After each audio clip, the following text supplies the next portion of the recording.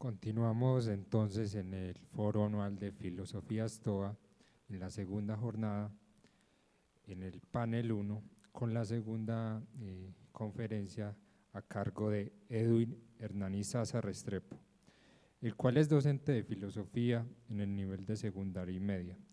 Es licenciado en filosofía de la Universidad de Antioquia, con estudios de maestría en filosofía en la misma universidad. Ha publicado en el Anuario Colombiano de Fenomenología, volumen 8, con el artículo Educar en el mundo de la vida, y ha participado en el texto La región de lo espiritual.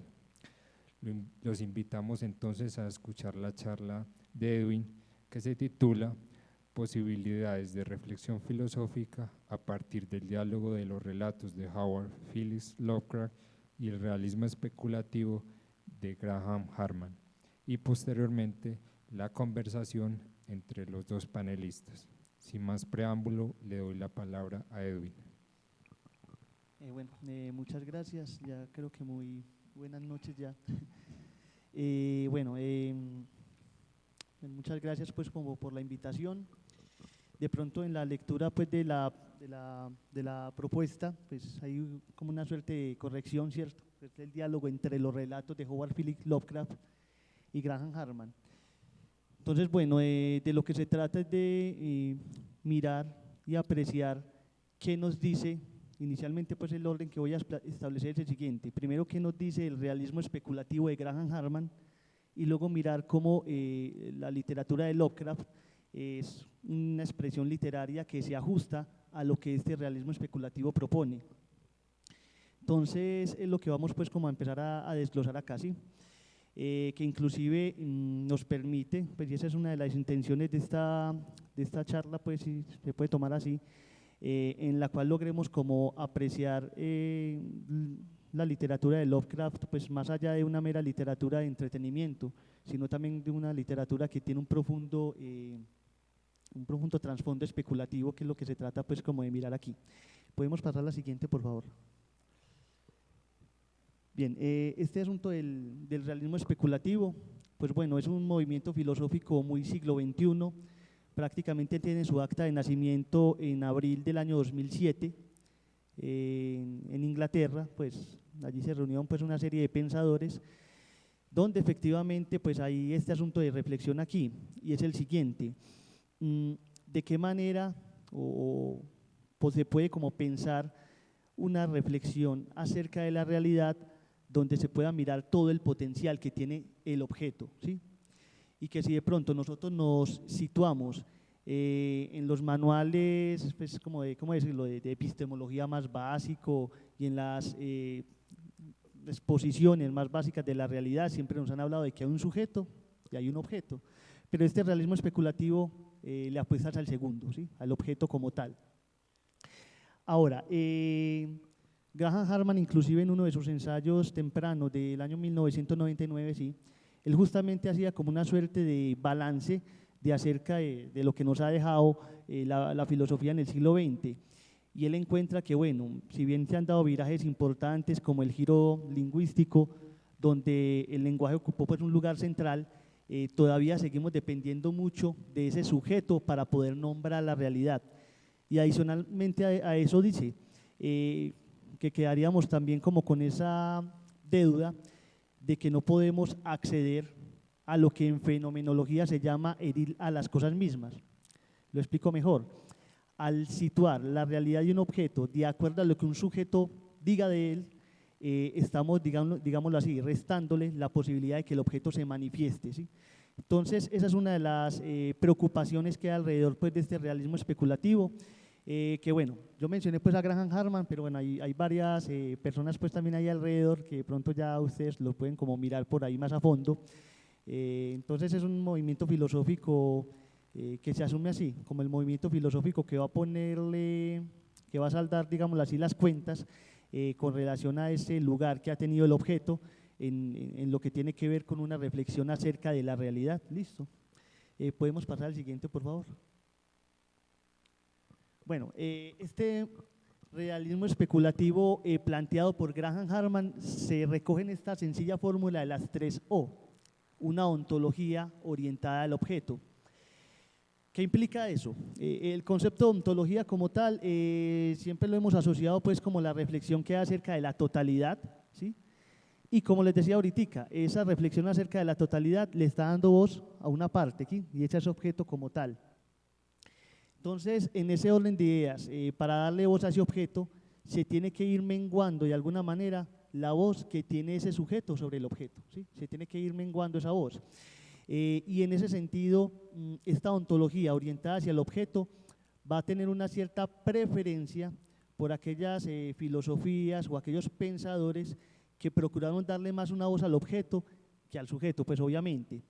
Entonces, en ese sentido, esta fórmula de la ontología orientada hacia el objeto nos está mostrando eso. Ahora, una cosa también adicional que se me escapó. Hablar también de un realismo especulativo, y ese es el título de ese movimiento, es justamente extraer o pensar más bien, diría más bien pensar, otras aristas de la realidad que hemos pasado de largo, ¿sí? que no hemos de alguna manera pues como atendido y que no hemos atendido justamente porque el sujeto se está llevando la voz de alguna manera de toda la realidad. Entonces esta fórmula de la ontología orientada al objeto muestra como una manera muy contundente y muy comprometida con lo que el objeto diga. ¿Puedes pasar a la siguiente, por favor? Gracias. Bueno, Graham Harman como tal, bueno, antes de explicar esto también, iba a señalar una cosita, que Graham Harman como tal es un hombre, bueno, formado pues en la fenomenología.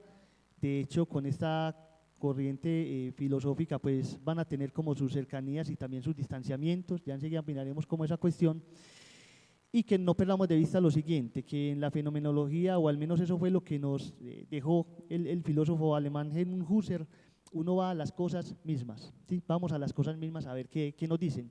Entonces, esta ontología orientada al objeto trata pues como de continuar con esa impronta de ir a las cosas mismas. Entonces, hay una cosita pues como con este esquemita que traté de hacer, y es que Harman nos va a hablar de un concepto que se llama la ontografía. ¿Qué quiere decir? De las maneras en las cuales yo puedo concebir ese objeto como tal y qué asuntos del sujeto se encuentran ahí comprometidos. Entonces, por poner un ejemplo, el primer esquemita que Harman lo plantea como el concepto de tiempo, está armado de dos cosas. El objeto sensual, pues lo traducen como sensual, creo que también sensible estaría correcto decirlo, y también la cualidad sensual que tiene ese objeto. Cuando hablamos de una cualidad como tal, hablamos de esa participación que pone el sujeto a la hora de calificar el objeto como tal. Es decir, las cosas por sí solas no disponen de unas cualidades. Las cualidades se las ponemos ¿quiénes? Nosotros, ¿sí? Nosotros somos los que las cualificamos. Entonces, en ese sentido, todo lo que contenga ese componente de cualidad, ahí hay, digámoslo así en términos muy coloquiales, hay un sujeto metiendo la cucharada, ¿sí? Entonces, de lo que se trata es de recuperar ese objeto solito. Por eso Harman, de acuerdo a este esquema, pues como tal, se va a quedar con una pues, de estas cuatro alternativas en las cuales podemos concebir al objeto. Le va a llamar mucho la atención, o más bien se va a concentrar mucho más en el objeto real y la cualidad real. ¿Por qué? Porque el objeto real y la cualidad real es una concepción pues, que no depende 100% de lo que el objeto, no depende 100% de lo que el sujeto ponga en el objeto. Inclusive una de las tesis fuertes del realismo especulativo es que la realidad es mucho más amplia, mucho más grande de lo que nosotros podemos concebir, ¿sí? Esta realidad tal cual nosotros la apreciamos, nos relacionamos con ella, es una cosa mucho más extensa, va mucho más allá y no se queda únicamente en lo que uno cotidianamente pues conoce. Entonces, bueno, yo creo como que el esquema se haya quedado bien, pero bueno, termino también con una cosita acá con el concepto de experiencia, y es que también Harman va a indicar que donde participe el elemento sensual, o llamémosle el elemento sensible, se convoca a su vez la experiencia humana, ¿sí? Entonces, de lo que se trata es de que esa experiencia no sea tan decisiva a la hora de yo hablar pues del objeto, ¿sí? Entonces esa es como una de las cuestiones, pero entonces en esos cuatro, de esas cuatro maneras, perdón, concebimos pues al objeto y la manera en que lo apreciamos. Pueden seguir la siguiente, por favor. Bueno, no voy a leer pues como la cita como tal, sino simplemente decir lo siguiente. Cuando Hartman indica que los objetos reales no son 100% accesibles a nosotros, ¿qué es lo que está queriendo decir ahí? De que efectivamente la realidad del objeto no es accesible porque en última instancia la relación que tenemos con las cosas es una relación que está mediada o más bien sometida a nuestras apreciaciones y a nuestros esquemas, ¿sí? Entonces no tenemos objetos reales, sino objetos ajustados a los esquemas que ya tenemos preestablecidos. Entonces esa es una de las tesis fuertes que va a plantear pues, este realismo especulativo. Entonces, en ese mismo sentido, se va a sostener que cuando tenemos una apreciación sobre cualquier objeto, va a primar mucho más pues, esa voz del sujeto y eso es lo que se trata de dejar de lado, ¿sí? De empezar a darle voz a estos objetos, a ver qué más podemos extraer de ellos en esa indagación sobre la realidad de estos objetos como tal. Pues. ¿Pueden seguir la siguiente, por favor?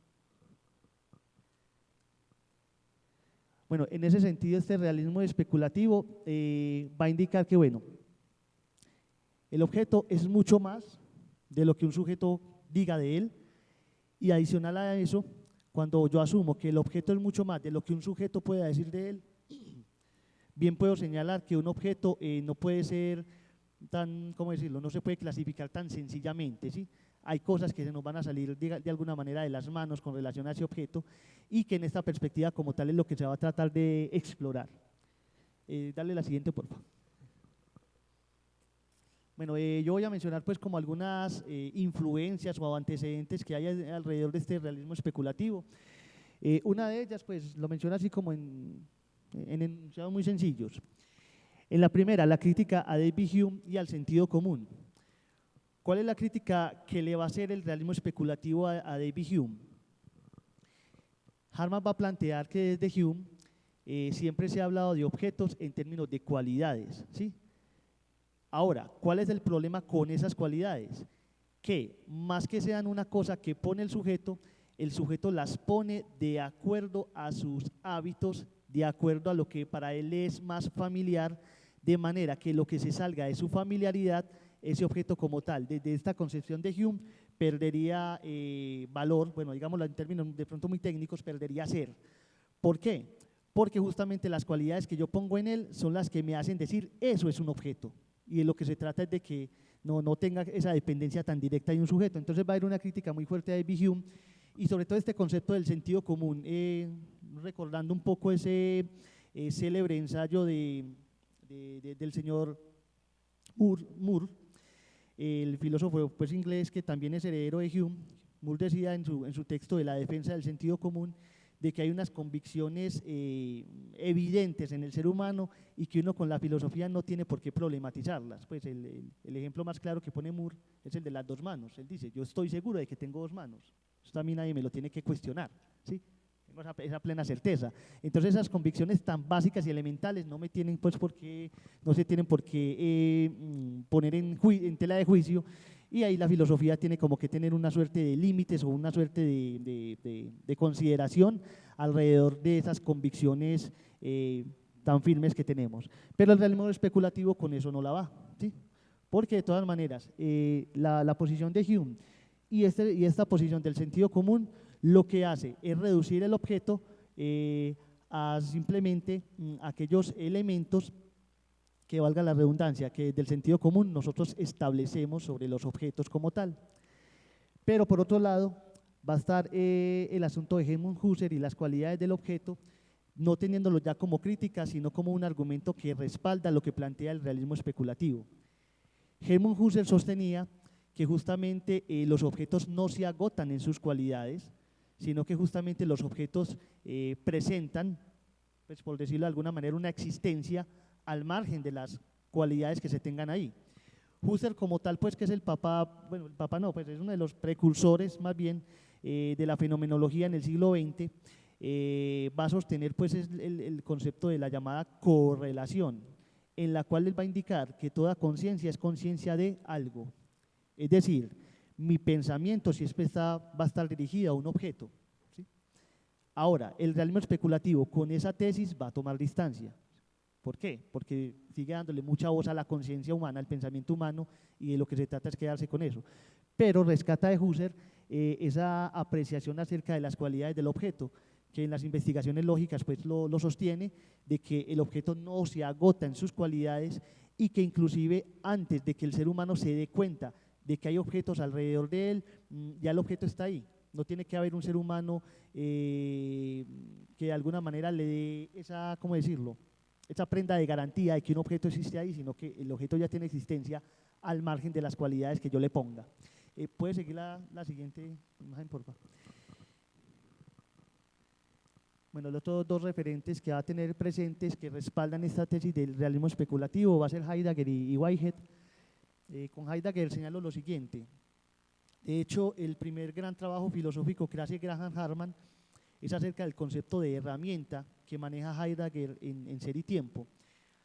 Heidegger lo que indicaba en Ser y Tiempo es un argumento, creo que más o menos cercano a Husserl, y que consiste en lo siguiente: va a indicar de que nosotros, antes de ocuparnos con las cosas, ya las cosas tienen pues una existencia propia, y que para que ellas existan no dependen 100% de la manera en que nosotros nos ocupemos de ellas. De hecho, la propuesta fenomenológica de Heidegger es justamente permitir que el ser del ente, o que más bien el ser de lo que se nos manifiesta, se nos presenta, se nos da o nos acompaña, pueda tener voz. Por poner un ejemplo como mucho más claro de lo que estoy diciendo, cuando uno mira este texto de Heidegger, El origen de la obra de arte, hay un pasaje muy bello en el que Heidegger habla del cuadro de las botas de Van Gogh. Unas botas, hay un cuadro de Van Gogh pues que son unas botas ahí puestas. Heidegger empieza a hacer una descripción hermosa pues de ese cuadro, ¿cierto?, indicando que esas botas aluden a la campesina que sale pues a laborar y que llega a la casa con un cansancio duro pero sano. Entonces arma todo un cuento, todo un relato alrededor de ese cuadro para finalmente decir: pero todo lo que yo estoy diciendo de ese cuadro no lo estoy diciendo yo, no sale de mi representación, sino que me lo está diciendo el cuadro mismo, ¿sí? Entonces esa es una manera como de mostrar que las cosas hablan, que los objetos hablan. Entonces esa posición de Heidegger al realismo especulativo pues le llama la atención y respalda lo que plantean, y es que efectivamente pues los objetos están dados, pero no están dados exclusivamente para un ser humano, sino que tienen pues una existencia propia, y que inclusive tienen una voz propia, si se puede tomar por ese lado. Al lado de Heidegger pues está el señor Whitehead, bueno, de quien conozco muy poquito. Whitehead como tal, lo que uno conoce así como dato pues biográfico, fue un hombre que trabajó muy fuertemente con Bertrand Russell, y que inclusive pues el tipo manejaba mucho pues como el asunto de la lógica. Pero Whitehead, pues lo que va a tomar el realismo especulativo de Whitehead es este concepto de la intraductibilidad, en la cual se indica de que una proposición o lo que yo diga de un objeto como tal no agota 100% la realidad de este, ¿sí? Y que inclusive no la agota tanto que va a indicar pues de Whitehead, o al menos lo que toma el realismo especulativo de él, es que lo que yo diga de ese objeto, la proposición que yo plantee sobre ese objeto como tal, es solamente una vía indirecta para llegar a él, de manera que todo lo que nosotros nombramos, todo lo que nosotros elaboramos del lenguaje, no son más que unos acercamientos indirectos al objeto, pero nunca vamos a tocar al objeto mismo, ¿sí? Inclusive es una manera pues como de decir que simplemente desde el lenguaje medio nos acercamos a los objetos, pero hay una realidad más. Y de hecho no quisiera que perdiéramos de vista esta concepción de que los objetos tienen algo más en su realidad, que no se agota únicamente en lo que nosotros ponemos en ellos. Adelante, por favor, el siguiente. Bueno, igual pues lo que plantea el realismo especulativo son una serie de rudimentos, pues yo creo que ahí habrán como muchas cosas que se pueden considerar, pues antes de tocar este asunto del Lovecraft, porque igual todos sabemos pues que en filosofía, entre más actual sea una posición filosófica, el diálogo se hace mucho más extenso, ¿sí? O hablando en términos pues como de los antecesores. Sin embargo, lo que les presenté en estos rudimentos, pues se nota que en el realismo especulativo hay una discusión con algunos autores clásicos como Hume, también va a haber una discusión con el mismo Kant y sobre todo el concepto del noúmeno, pues la cosa en sí, aquello que no podemos acceder. Entonces hay algunos diálogos pues ahí como que se pueden tener en consideración. Lo que presenté del realismo especulativo son unos rudimentos pues que esperemos que hayan sido como lo suficientemente claros. Ahora, ya en el caso de Lovecraft, ¿por qué este autor es recogido o resignificado más bien por Graham Harman? Graham Harman, bueno, de hecho ese texto lo tengo acá, que se titula Realismo raro, Lovecraft y la filosofía. Harman sostiene que efectivamente él va a hacer con Lovecraft lo que en su momento hizo Heidegger con Hölderlin. ¿Qué hizo Heidegger con Hölderlin? Leyó un estatuto filosófico a un poeta, ¿sí?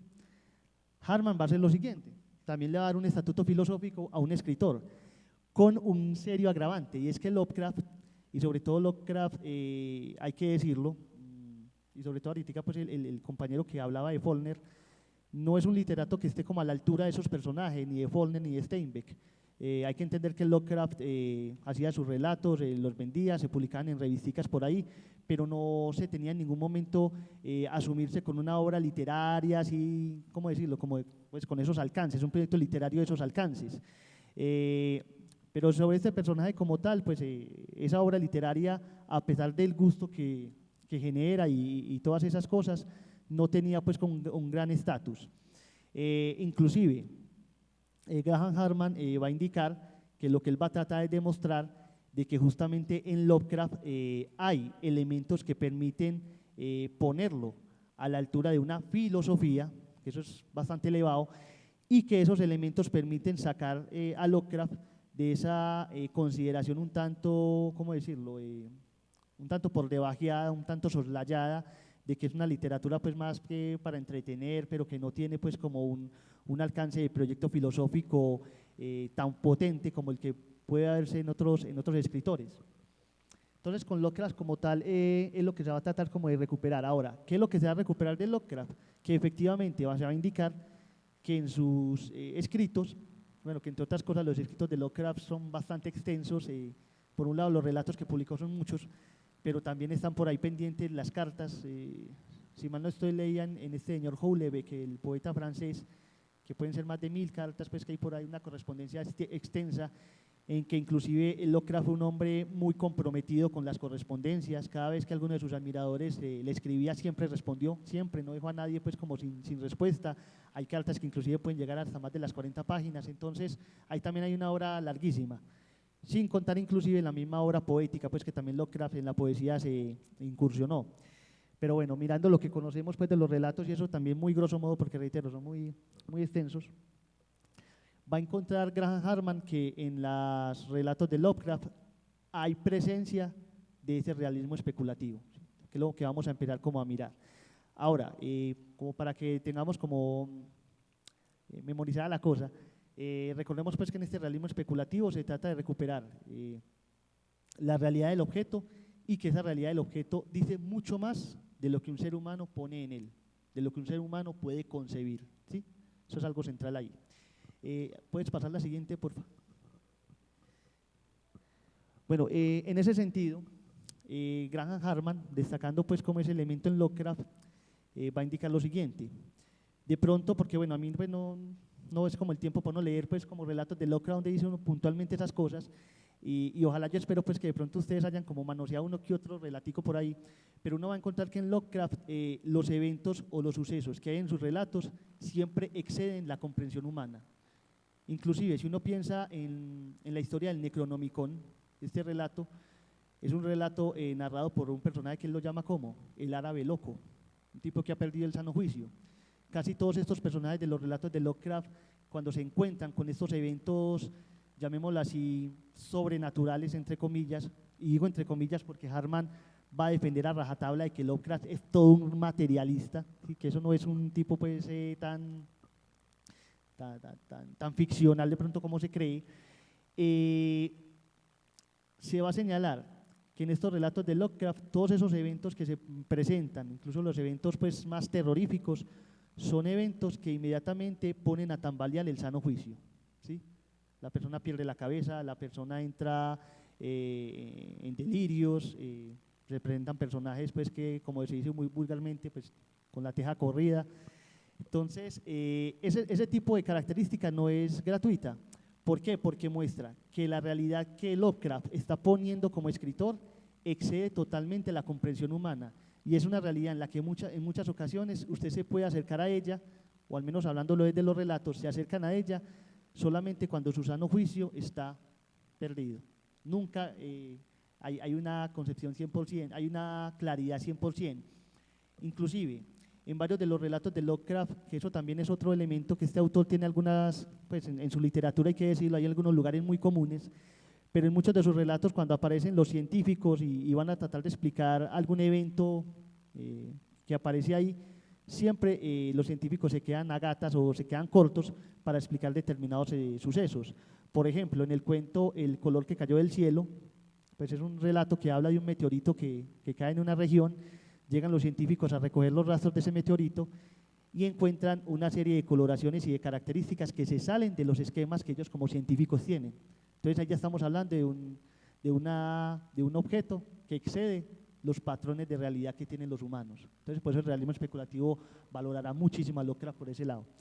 Entonces uno de los elementos que va a señalar aquí, y sobre todo pues teniendo en cuenta la cita que están viendo allá, es que Graham Harman va a indicar hombre, lo que caracteriza una filosofía como tal es que genera brechas en el cosmos. Toda filosofía siempre ha generado una fisura. Por poner un ejemplo, cuando Platón salió con la distinción de los mundos, mundo sensible, mundo de las ideas, puso una brecha, ¿sí?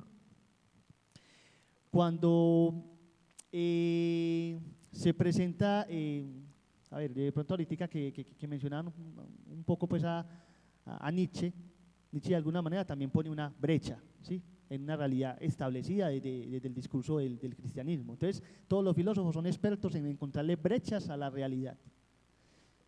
Va a indicar Graham Harman que Lovecraft hace lo mismo, con todos sus relatos tan, ¿cómo decirlo?, pues terroríficos, esos efectos pues que generan, esos eventos que se nombran en esos relatos, hay puras brechas de la realidad, y que inclusive esas brechas en la realidad en Lovecraft se dan de una manera progresiva. Por poner un ejemplo, en este relato del color que cayó del cielo, se cuenta de que bueno, llega acá un meteorito en determinada región y resulta que un lugar de allí empieza a tener una coloración distinta, ¿cómo decirlo?, una finca, una granja pues de uno de los campesinos, empieza a tener una coloración distinta que se va extendiendo, se va expandiendo hasta que agarra todo un terreno. Entonces, en Lovecraft siempre va a haber esa cuestión. Lo mismo cuando se hablan de estos relatos donde aparecen personajes que progresivamente van degenerando, ¿sí?, van dándose unos cambios nimios que se van extendiendo.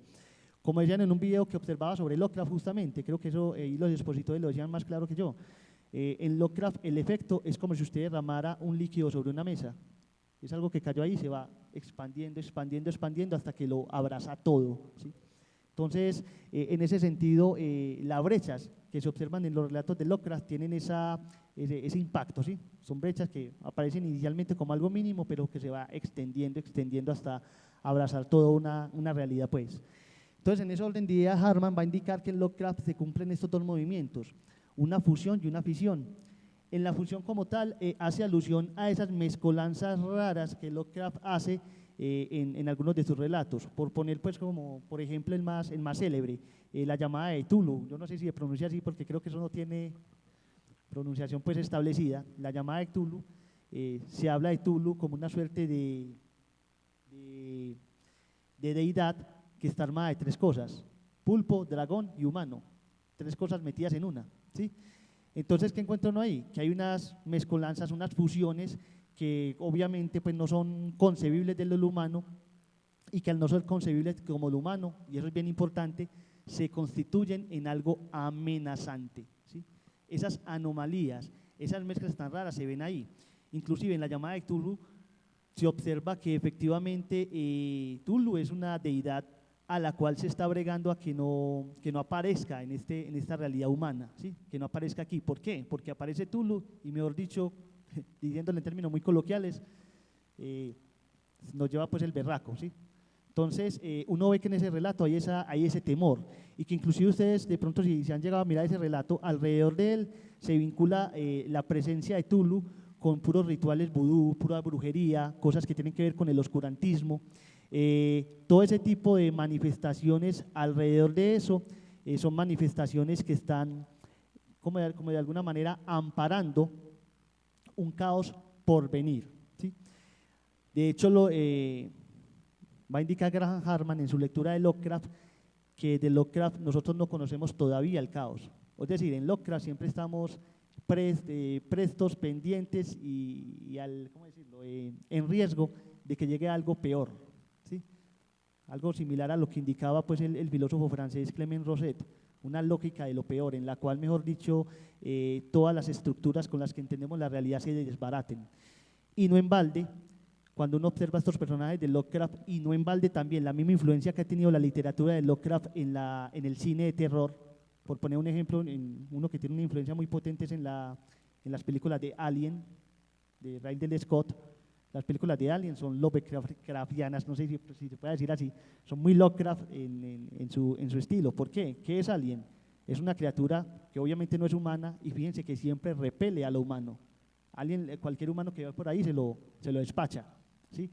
Entonces, en esa misma línea va esta cuestión con Lovecraft. Todas esas anomalías y todas esas entidades que van apareciendo repelen lo humano, y lo humano ven es una amenaza. Y de hecho, si no vieras una amenaza, no se daría esa, ¿cómo se llama eso? Esa efectividad de lo terrorífico, ¿sí? Si no, pues sería otro tipo de género el que se trabaja ahí. Entonces, en esa fusión como tal se observan esas cuestiones, cómo se ven esas entidades cruzadas.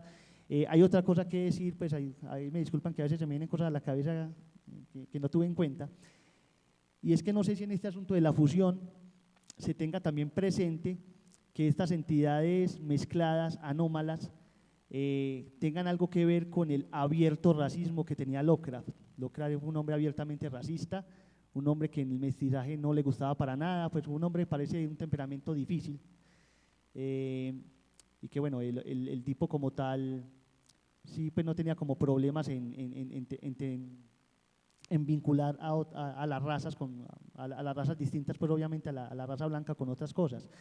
Por poner un ejemplo, en Tulu, pues lo que uno ve es que los rituales que hay alrededor son rituales vudú. Vudú, religión africana, África, país de negros, ¿sí? Entonces fue un hombre que, quiere decirlo, pues tuvo esa cuestión, y es algo que él no, de alguna manera, pues no ocultó, y fue un hombre muy renuente y repelente al mestizaje. Entonces no se sabe uno si esas mezclas como tal, que él ve en esas figuras, tenga algo que ver ahí. Entonces, en ese asunto de la fusión se observan esos degeneramientos, pues, que reitero, una mezcla de varias cosas. Creo que tú es como el ejemplo claro de esa cuestión. Pero por otro lado, esa fusión también se habla de la cuestión de la fisión, que tiene que ver obviamente con esas brechas, con esas fisuras que se le generan a la realidad cuando estas entidades entran en escena. Incluso desde Lovecraft, si uno se pone a mirar como el universo que puede pintar en sus relatos, o al menos en sus relatos más célebres, pareciera que el ser humano se encuentra como que en medio de dos extremos, en medio ¿cómo decirlo? Como si el ser humano como tal hubiera otro más allá que lo puede amenazar, y que sin duda alguna estuviéramos como ahí en esa constante amenaza de que algo malo puede llegar a pasarnos, pues algo peor puede llegar a pasarnos. Entonces siempre la realidad humana está como al borde de ese quiebre, eso es lo que de pronto la palabra, y hay siempre un quiebre constante con relación a la realidad humana, y hay un quiebre constante. ¿Por qué? Porque pueden aparecer presencias que están por fuera de nuestros esquemas de la realidad en común, y al estar por fuera de nuestra realidad en común lo vemos como una amenaza. Y reitero, pues en los relatos de Lovecraft, y sobre todo los cineastas en los cuales este señor ha inspirado, uno ha encontrado eso, que ese tipo de películas, cuando se habla de entidades sobrenaturales, son entidades que son muy repelentes con relación al ser humano, siempre van a atacar a tratar más bien como de repelerlo.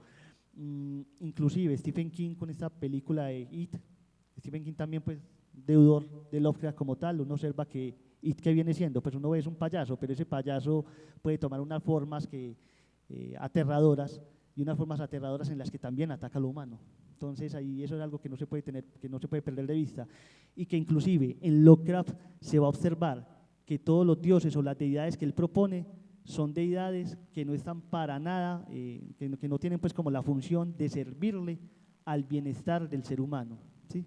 De hecho, el Necronomicon, este texto como tal, es un texto que habla o presenta más bien una situación, unas claves de invocación a un dios específico que es Azathoth, bueno, no sé si se pronunciará así, y es un dios que Lovecraft describe como un dios que es ciego, ojo con eso, es ciego, y es un dios que no tiene pues como ni nada planeado, y está acompañado de unos, ¿cómo se llama esto?, de unas flautas y unos coros que no se entienden, es decir, muy distinto al dios cristiano, que todo lo ve y que lo tiene todo planeado, ¿sí? Entonces ahí también hay una cuestión pues como con las deidades muy diferente desde este señor, y al ser unas deidades bien diferentes, son unas deidades que sin duda alguna no están para apoyar y para cuidar a los seres humanos, al contrario, constituyen una amenaza para él mismo. Dale porfa, el siguiente. No sé cómo esté de tiempo, estoy bien. 5, ay caramba. Bueno, a tratar de… Bueno, yo creo que esto ya lo he tocado muchas veces, topé pues como esa frasecita de uno de los relatos, un mundo amplificado de horrores acechantes. Cuando se habla de un mundo amplificado, quiere decir un mundo que puede aparecer realidades que nos exceden, ¿cierto? Y al emerger esas realidades, hay horrores que van a acechar ahí. Esa es la efectividad pues del horror que se puede ver en Lovecraft, y que bueno, yo creo que se ha dicho como lo suficiente con relación a ello. ¿Puedes pasar el siguiente, por favor? Bien, en esa medida Harman va a hacer como esta caracterización de la literatura de Lovecraft. En la primera va a indicar que alude a realidades imposibles de describir. ¿Cómo así que imposibles de describir? Pues son imposibles de describir porque están por fuera de nuestra concepción de realidad, ¿sí? Todo eso monstruoso pues lo excede como tal.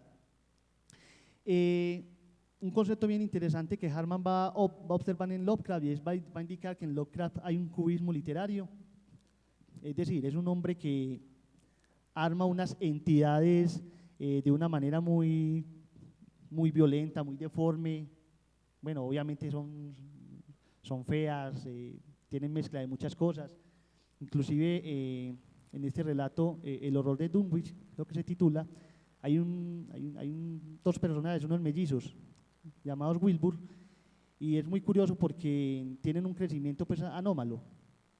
Son personajes que inclusive cuando tienen un año ya hablan, ya leen, es decir, tienen un crecimiento distinto al de un niño común y corriente. Entonces, todo ese tipo de variantes que hay alrededor de esas entidades va a indicar Harman que hay una suerte de cubismo literario ahí que hay que tener pues como presente. También va a indicar que con todas estas características que hay alrededor de todos estos personajes se van a presentar siempre unas tensiones con la realidad, que esto es lo que de pronto tenemos que destacar, y que inclusive en la medida en que Lovecraft logra gestionar esas tensiones con la realidad es lo que le da su estatuto filosófico. ¿Por qué? Porque justamente un filósofo hace eso, muestra qué tensiones hay en lo real. Lovecraft lo logra desde la literatura, y por eso Harman de alguna manera pues dice, este escritor hay que darle ese estatus como tal. Y en esa medida también, pues como para no perder de vista el asunto, porque lo que se trata es de mirar la relación o diálogo que puede haberse entre Graham Harman y su realismo especulativo y la literatura de Lovecraft. Encontramos que en Lovecraft se sugieren objetos que sin duda alguna exceden la realidad a la que nosotros estamos acostumbrados. Eso es lo principal ahí. Sigue el próximo, por favor. Bueno, en esa medida pues yo traté pues, como de poner unos poquitos relatos que uno de pronto puede como mirar de Lovecraft, en los cuales se observan estas cuestiones. Pero me baso pues como en una publicación que hay de la narrativa completa de él, en la cual se hace esa clasificación, lo que tiene que ver con el asunto más mítico en Lovecraft y lo que tiene que ver más con el asunto onírico.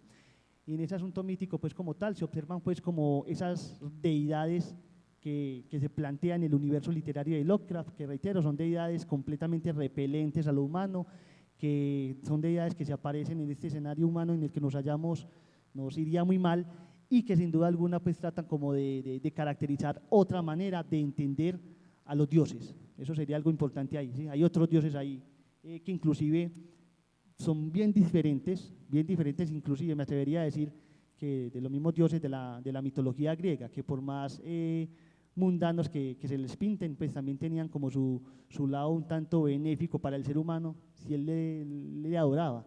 Mientras que las deidades que va a proponer Lovecraft, no. De hecho, son deidades que aunque se les hagan rituales y aunque aparezcan, van a aparecer para hacer de nosotros una realidad peor de lo que ya está. Y en el ciclo onírico pues se observan esos relatos en los cuales se pone en tela de juicio ese asunto del sano juicio, valga la redundancia, que les decía ahorita, que en Lovecraft siempre se va a ver ese elemento. Listo, yo creo que hasta ahí llega la cosa, no sé la siguiente. Ya, sí, muchas gracias, eso era todo. Muy amable.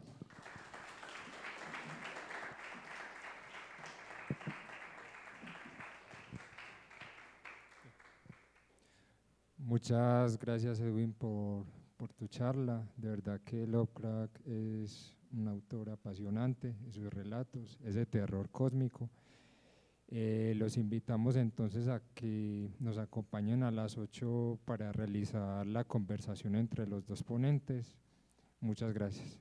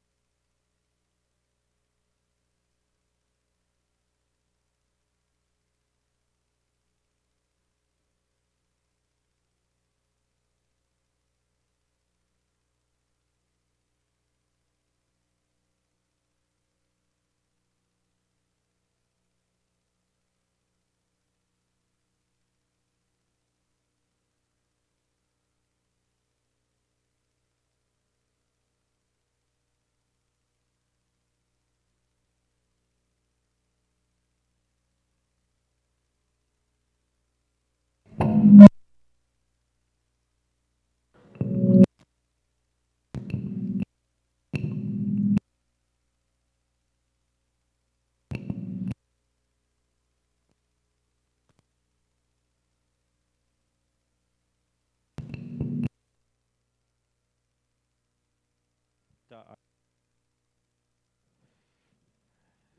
Hola, hola. Sí, dos. Ahí está.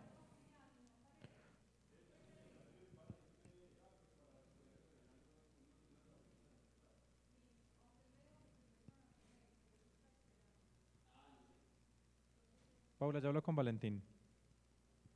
Ya hablo con Valentín.